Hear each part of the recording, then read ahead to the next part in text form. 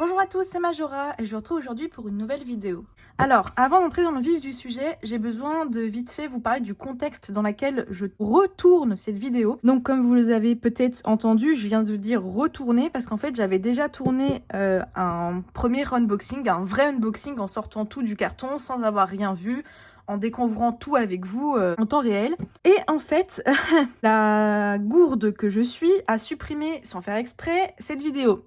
Voilà, pour ceux qui ont un iPhone, en fait, sans faire exprès, j'ai dû la supprimer et en fait, il y a quelques jours, j'ai vidé le dossier des choses supprimées récemment, chose que je ne ferai plus jamais par la suite parce que du coup, la vidéo unboxing de ce tarot se trouvait dedans apparemment et malheureusement, elle est perdue à tout jamais. J'ai vraiment le seum parce qu'en fait, quand j'ai unboxé ce deck, ça a été une catastrophe, on va y revenir. Mais ça a vraiment été une énorme catastrophe, il y a eu beaucoup de problèmes. Et je suis dégoûtée parce que mes réactions elles étaient très intéressantes. Et là le problème c'est que je connais déjà les soucis, donc je vais en reparler, mais avec plus de recul. Et il n'y aura pas l'aspect très découverte et très... J'étais très décontenancée. Oui, j'étais dégoûtée en fait, quoi, tout bonnement. À la fin, ça s'arrange. Du coup, là, vous allez avoir en fait les deux parties de la vidéo d'un seul coup. Ce qui est un peu dommage, mais écoutez, je suis débile et j'ai supprimé l'unboxing sans faire exprès. Donc, je vais ouvrir ça un peu comme si c'était la première fois.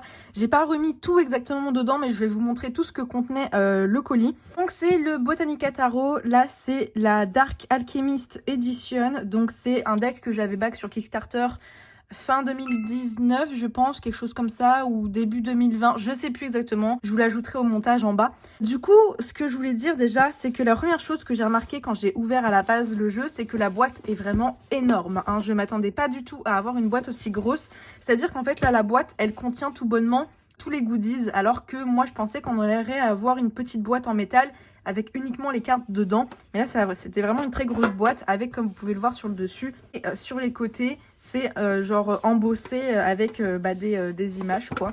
Donc, ma boîte est un peu sale parce qu'évidemment, entre-temps, elle a un peu pris la poussière. Mais voilà, donc c'est vraiment une très grosse boîte. Mais la mienne a reçu un petit coup un peu vite fait et la qualité de la boîte je la trouve pas ouf. Je pense qu'avoir une petite boîte compacte uniquement pour les cartes aurait été mieux, parce qu'en fait il y a aussi le cul là qui ne tient pas vraiment et qui bouge. Je trouve que la qualité est pas incroyable. Ensuite, quand on ouvrait le jeu, donc normalement sur le dessus il y avait, je vais vous le montrer, le tapis de tirage. Le tapis de tirage est très beau, donc c'est un tapis avec des éléments floraux si vous voulez dessus. On a aussi les suites, donc là il y avait le pentacle, il y avait la coupe. J'essaie de regarder, mais c'est les deux seuls qui me sautent aux yeux. Plein de petits éléments en fleurs et il est magnifique. Le problème que j'ai, c'est qu'en fait c'est du 100% satin et du coup en fait quand on veut... J'ai fait un unboxing par-dessus. Et le problème, c'est qu'il n'est pas assez lourd. Et du coup, quand je pose les cartes, il a tendance à beaucoup bouger. Alors là, vu que c'est sur mon tapis de souris, vous savez, sur mon bureau avec ça en dessous, j'ai l'impression que ça fait un peu office. Et puis en plus, il y a un autre tapis, celui que j'utilise pour cette vidéo, entre les deux. Du coup, j'ai l'impression que ça glisse un peu moins. Mais sur ma table de tirage en bois, c'était juste l'enfer. Ça glissait partout. Maintenant que je suis sur mon bureau, peut-être que je retenterai l'utiliser. Là, vu que je viens de découvrir que ça bouge moins. Ça pourrait faire joli. Par contre, oui, du coup, il a été plié en tout petit et il y a plein de traces partout de la pliure. Le problème, c'est que je n'ai pas de fer à repasser. Donc, je sais pas trop comment est-ce que je pourrais m'en débarrasser. Parce que moi, j'essaie de les plier, genre, voilà, de cette taille-là, grand max. Je les range comme ça. Ça évite qu'il y ait trop de plis partout. Mais du coup, voilà. Donc, il y avait un tapis de tirage. Ensuite, quand on ouvrait, donc, il y a le gros guidebook, si vous voulez. On va le regarder très rapidement ensemble. Donc il ressemble à ça, la couverture est magnifique, le dos est comme ça, donc vous voyez il y a du foil et puis il y a des endroits où il y a eu un tampon qui est passé et ça a fait un genre de gravure en relief un petit peu.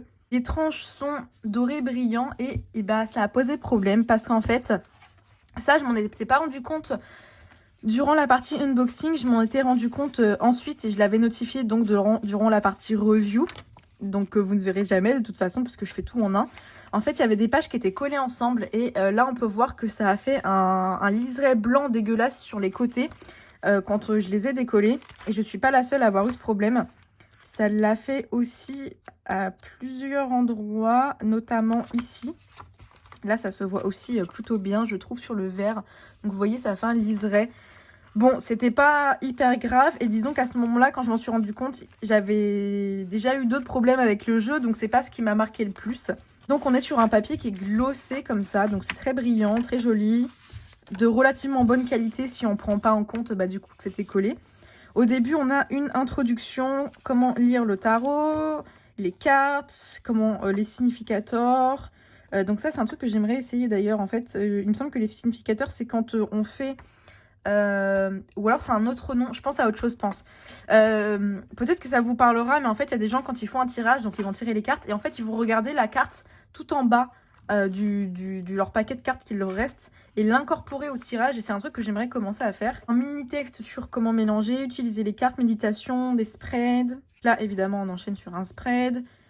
Un petit bout sur, je sais pas, sur l'histoire de quelque chose. Ensuite, on a encore plein de blabla. Et on passe enfin aux arcades majeures. Et donc là, comme vous pouvez le voir, c'est là qu'il y a eu les deux feuilles qui étaient collées ensemble, les deux pages.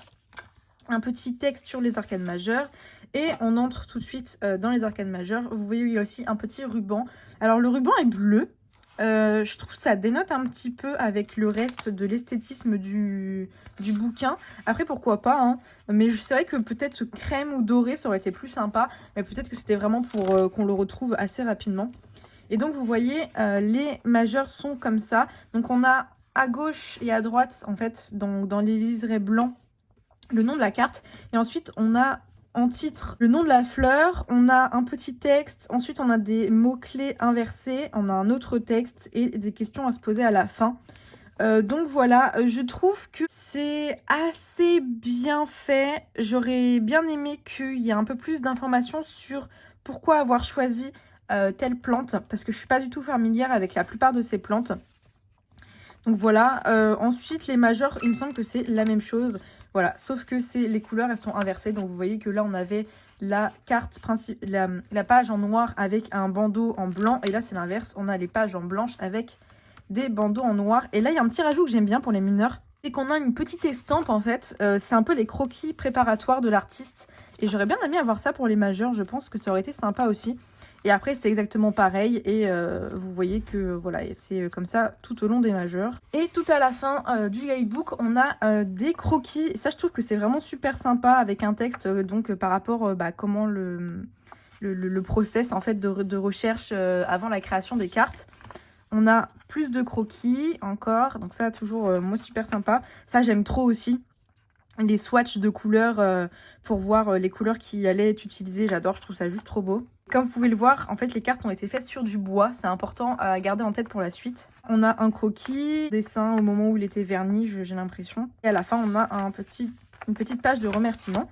Donc voilà pour le guidebook. Je voulais aller assez vite, mais au final, c'est quand même pas si rapide. Ensuite, à l'intérieur, on a deux pins. Alors, je vais être très franche, je trouve la qualité plus que médiocre. Si vous êtes un peu familier avec les enamel pins, là en fait le remplissage est dégueulasse, c'est-à-dire qu'il ne va pas jusqu'au bord, en fait ça fait des creux et voilà, la qualité est vraiment pas ouf. Je vais aller vous chercher des vrais beaux pins pour que vous puissiez comparer. Donc voilà, là par exemple c'est deux pins que j'ai d'ailleurs aussi reçus d'une campagne Kickstarter. Je vais prendre juste le serpent pour l'exemple et vous voyez que le serpent il est bien lisse et la partie dorée est vraiment nickel, il n'y a pas de souci.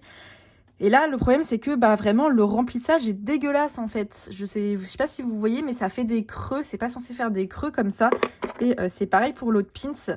Voilà, donc ça fait des creux, ça fait pas du tout professionnel. En fait, on dirait des pins qui viennent d'AliExpress, quoi, si vous voulez. Donc ouais, pour le coup, je suis pas très très fan des pins.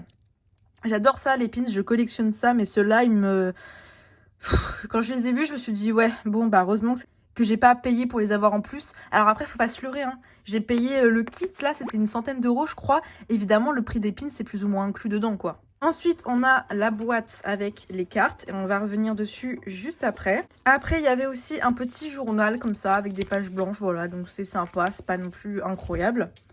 Et là, au fond, en fait, j'ai mis les cartes postales parce qu'en fait, quand on ouvre la boîte avec les cartes, il y a aussi des cartes postales, donc normalement, il y en a 6.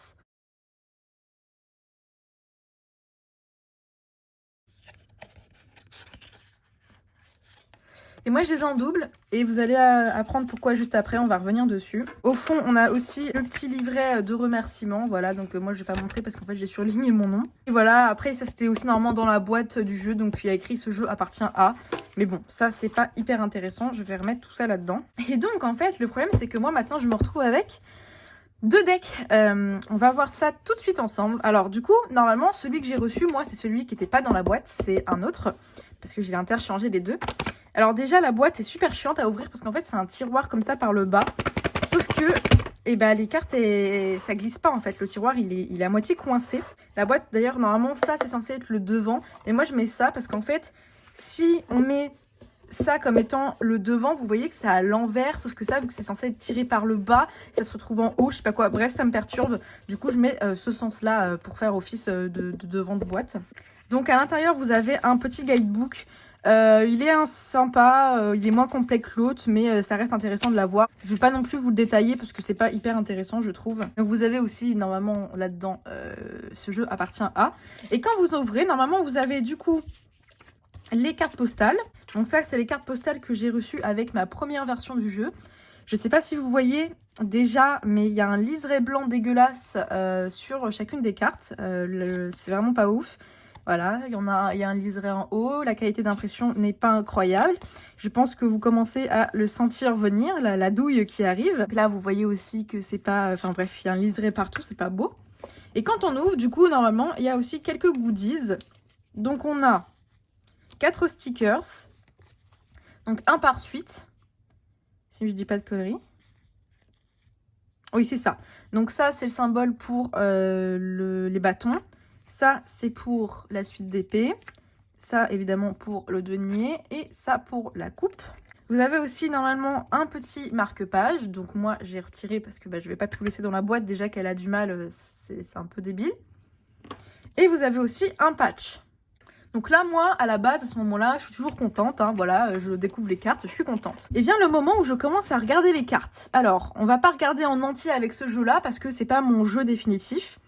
Je vais juste aller en chercher quelques-unes pour vous montrer les problèmes que j'ai eus.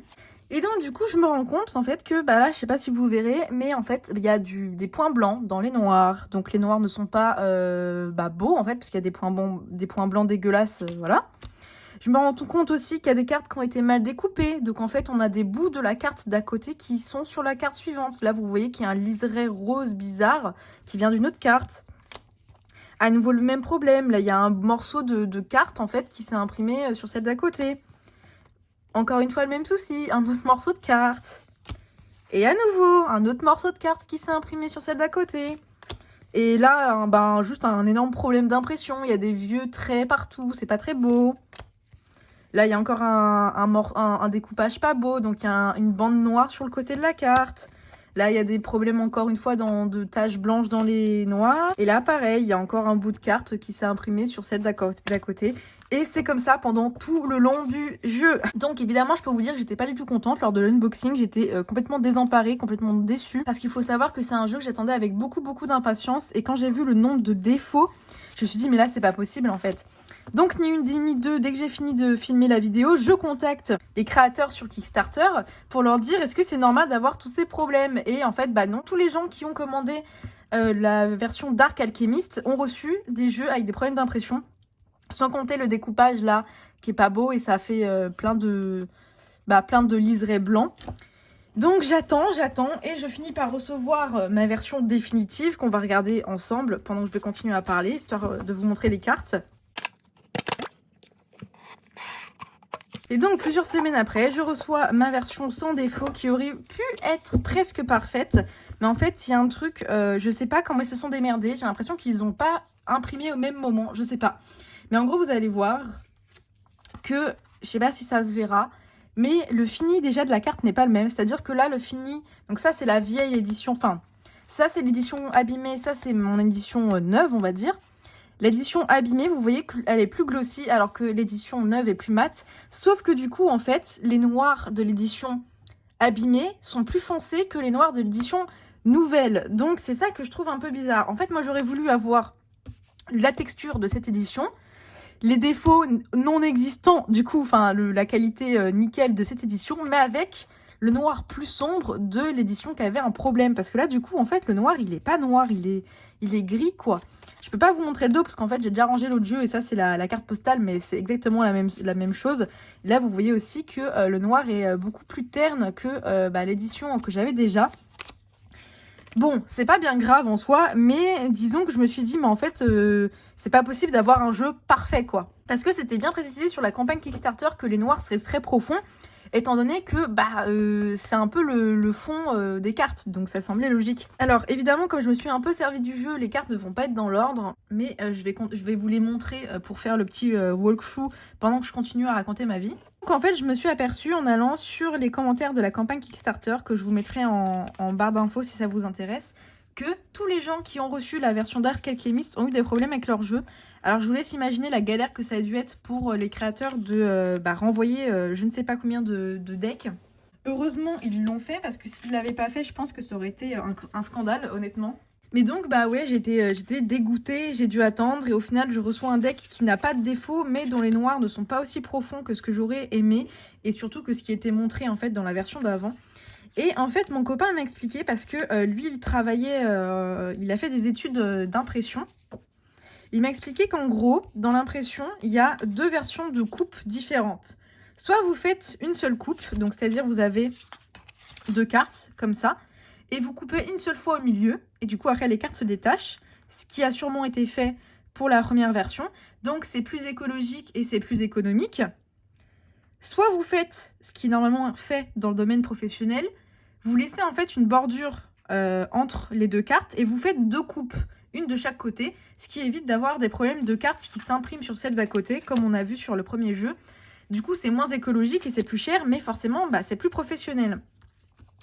Et donc, je ne sais pas quel genre de coupe a été faite pour la nouvelle version que j'ai, mais c'est sûr que pour la version qui a des défauts, c'est une seule coupe qui a été faite, parce que sinon, il n'y aurait pas eu ce problème d'impression qui se répercute sur celle d'à côté. Il y aurait pas eu ça, il y aurait eu d'autres soucis, mais il n'y aurait pas eu ça du moins. Et donc pour en revenir au jeu directement, vous voyez que pour chaque suite, on a un petit symbole ici, donc ça c'est les bâtons. Les bâtons et les mineurs en général, je trouve que le symbole est assez... voilà, on le reconnaît facilement. Là, une petite coupe pour les coupes. À nouveau une coupe. J'aimerais bien essayer de choper vite fait une majeure. Évidemment, je vais pas en trouver. Et en fait, le souci que j'ai, c'est que chaque majeur a un symbole unique, en fait, qui a été créé exclusivement pour ce jeu. Donc ça, il me semble que c'est la lune. C'est pas trop compliqué, ça va. Il me semble que ça, c'est la force. Mais comme vous voyez, il n'y a pas de numéro, donc c'est un peu compliqué. Ça, c'est le fou. Mais du coup, il y a des cartes, des fois, en fait, je savais même plus ce que c'était, quoi. Sans regarder dans le guidebook, j'aurais été perdue. Donc les épées, pour les épées, bon, ça va, c'est pas trop compliqué. Et oui, du coup, quand j'ai reçu le premier jeu abîmé, j'étais dégoûtée parce qu'en fait, ce jeu est absolument magnifique, je trouve, en termes d'esthétisme. Ça, par exemple, je sais plus c'est quoi. C'est soit l'impératrice, soit l'empereur, soit le hiérophante. Je crois que c'est le hiérophante, mais le symbole n'est pas du tout intuitif, je trouve. Du coup, je trouve ça un peu dommage. Et voilà, ça, par exemple, pour moi, je dirais que c'est le hiérophante, mais ça, j'ai retenu que c'était l'empereur parce que, en fait, j'ai appris de mes erreurs, quoi, si vous voulez. Ça, c'est la tour. Mais donc oui, je trouve ça un peu dommage de ne pas avoir mis de numéro pour les majeurs, parce que ça aurait pu permettre de se retrouver un peu mieux. Comme vous le voyez, c'est pas des scènes de vie, hein, on est sur des plantes, donc c'est un jeu qui est un peu compliqué à utiliser à l'intuitif, parce que il n'y a pas vraiment d'indice en fait, si vous voulez, pour reconnaître l'énergie de la carte, quoi. C'est un peu difficile.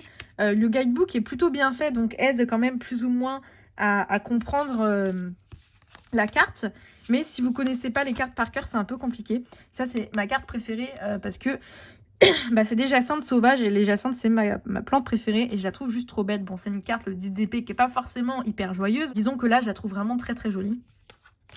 Pareil, là, le muguet, j'aime trop. J'aime beaucoup l'aspect qui est du violet, qui est un peu fusionné, c'est super beau.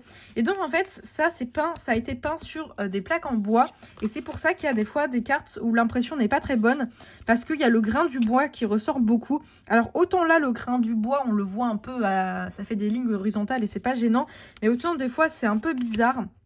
Moi, c'est vrai que j'ai pas trop pris ce choix, surtout que l'artiste savait qu'il allait en faire un tarot. Je me suis dit du coup que ça aurait été peut-être plus judicieux de faire ça sur du papier, quoi, normal, plutôt que sur des plaques de bois, parce que, ouais, je sais pas, des fois le rendu est pas hyper bon, je trouve.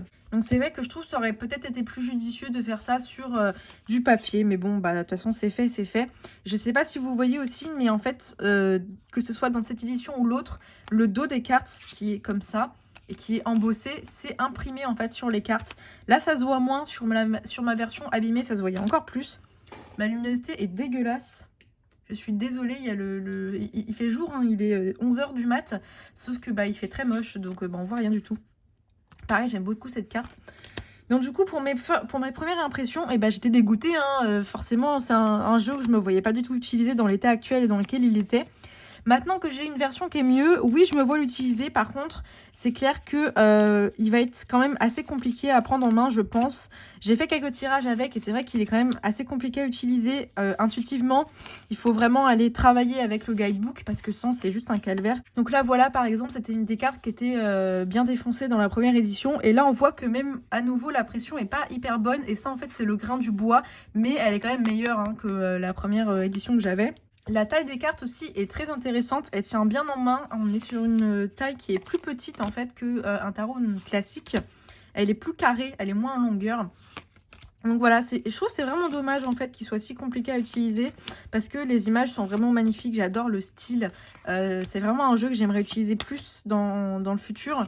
Mais va vraiment falloir que j'utilise vraiment le guidebook avec. Après, c'est pas un mal hein, de toute façon d'utiliser le guidebook.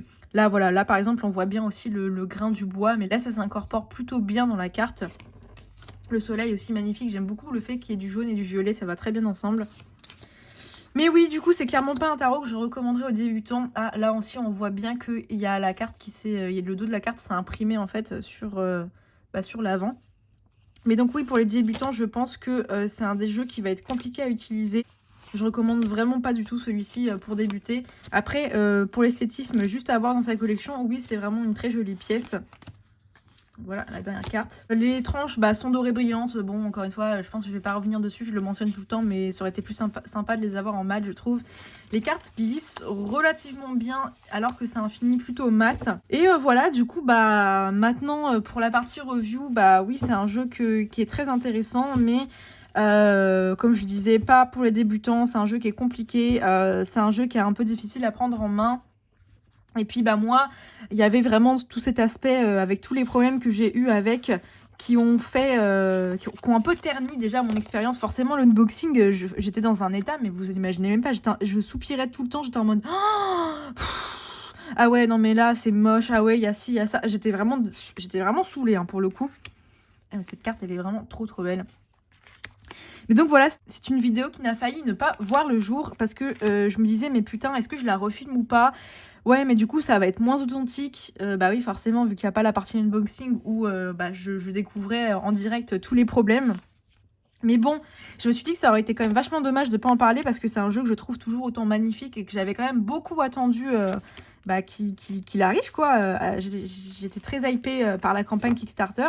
Et moi, j'ai vu beaucoup de gens, encore une fois, faire des reviews dessus en mode complètement en extase alors que le jeu, il y avait quand même vachement de problèmes, hein, y compris des gens qui ont eu des problèmes d'impression. Hein. J'étais en mode, mais ça, vous en parlez pas alors que c'est moche. J'étais choquée. D'ailleurs, juste pour revenir, j'aime beaucoup le marque-page. D'ailleurs, je trouve que c'est un marque-page qui est quand même vachement plus épais que sur le marque-page du Lex Uxambra, qui est un vieux machin dégueu qui se plie, qui se pète, laissez tomber. Là, on est quand même sur du métal qui est quand même vachement plus épais, donc qui devrait tenir la route. Et moi, j'utilise assez régulièrement. J'aime bien le fait qu'il y a un côté plat, ça rentre vraiment bien dans les pages. Et ouais, il y a vraiment eu pas mal de petits goodies, mais en fait, disons que ça m'a vraiment donné l'impression qu'ils avaient fait passer la qualité des goodies, sauf des pins qui sont horribles, avant la qualité du jeu en lui-même. Donc voilà. Et donc moi, oui, j'aurais préféré en fait avoir une petite boîte en métal, comme ça, et pas une énorme boîte comme celle-ci. Juste une petite boîte en métal comme ça m'aurait beaucoup mieux convenu. C'était pas grave de pas pouvoir mettre les goodies dedans, moi ça m'aurait pas dérangé. D'ailleurs, j'aime aussi beaucoup cette carte avec les petites tasses dans les... on dirait des boutons d'or, je sais pas trop, mais dans les fleurs. Et celle-ci aussi est magnifique. Je suis dégoûtée, il n'y a pas d'hortensia, ou alors je les ai pas trouvées. Jacinthe sauvage et les hortensias, c'est mes fleurs préférées. Donc voilà, c'est à peu près tout. Il y a aussi, du coup, comme je disais, la boîte comme ça qui coulisse, que je trouve pas hyper bien foutue, parce que même à vide, elle coulisse très mal. Je suis obligée de tirer à mort dessus. Et donc je me retrouve avec deux versions du jeu, une version dégueulasse et une version correcte. Et la version défoncée avec des problèmes d'impression, je sais pas trop ce que je veux en faire. Je me vois pas la donner ni l'offrir parce que ni la vendre parce que elle a plein de problèmes. Ce serait pas hyper courtois de ma part de faire ça, je pense. Mais voilà, je voulais quand même refaire une vidéo dessus. J'ai quand même râlé un peu, mais bon, c'est normal. Après tout, il y avait quand même beaucoup de problèmes. Je pouvais pas ne pas les mentionner. Écoutez, je pense que ça va être tout pour cette vidéo. Je vois pas ce que je pourrais vraiment dire de plus. Si ce n'est que j'espère que je ne me retrouverai pas à nouveau à l'avenir avec un jeu avec autant de problèmes. Au point de carrément devoir en demander à ce qu'on m'en réexpédie un. Parce que c'était pas une très très bonne expérience. J'espère que cette vidéo vous aura plu. Si vous n'êtes pas abonné à ma chaîne, je vous invite à le faire, ainsi qu'à me laisser un petit commentaire, un like et à partager cette vidéo. Et moi, je vous retrouve bientôt pour une nouvelle vidéo. Salut tout le monde!